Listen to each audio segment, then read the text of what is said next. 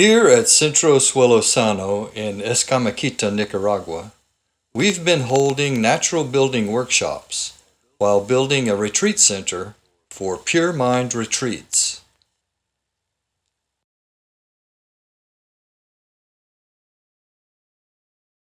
In this video, we show various phases of the plastering process, from basic clay straw plaster to finer secondary plasters, and finally waterproofing with lime plaster.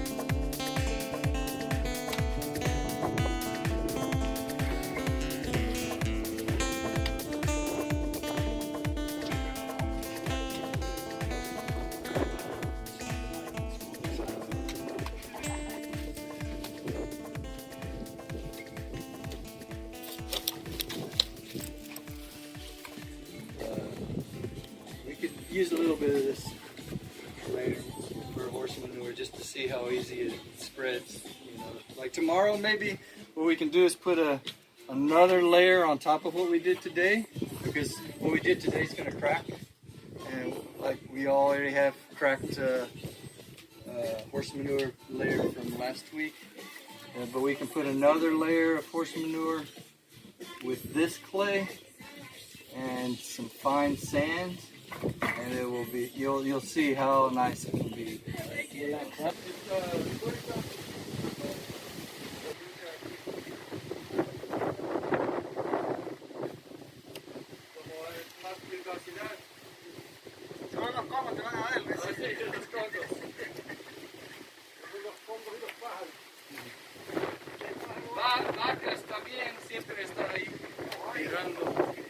Well, on our second workshop, this wall was finished, but it still wasn't completely dry.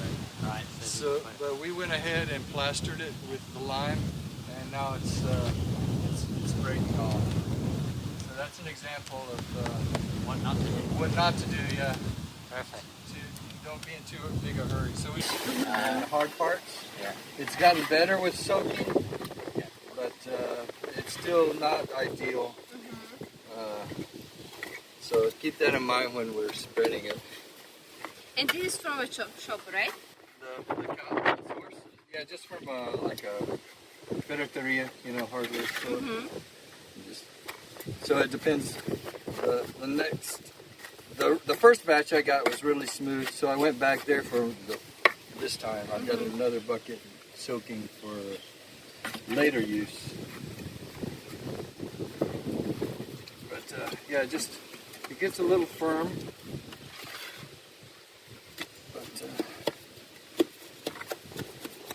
You mix that with sand, and I found that it has to be pretty. It can't have too much sand, or it will fall apart. That's kind of one of the problems we had on this wall here.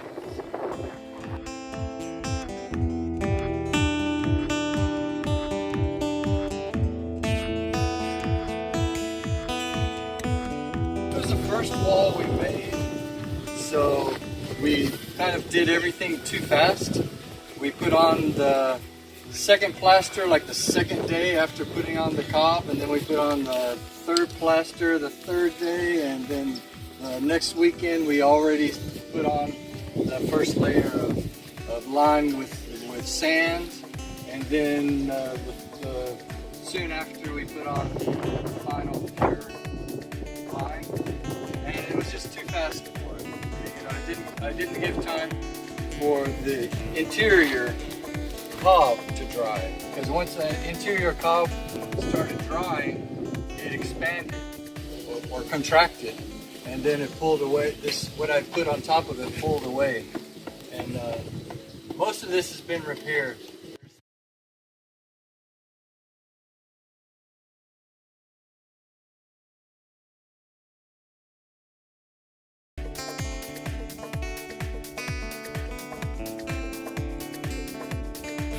Primary plaster containing a little bit of lime. So it's like what we have on the far wall on the house. It was a little bit lighter color, it's stronger, and then we put successive layers of lime mixed with sand on there, and then finally we painted pure lime on top and burnished it. That would take a long time. I did all that myself because it was after the workshops, and I would just come out here for hours. And this is how it is if you don't burnish it. It's kind of rough, and yeah, I can just kind of rub it off with my finger. It's just not as strong as if you burnish it. You just kind of push it in together, and it binds together, and it's smooth. So that's a really great wall.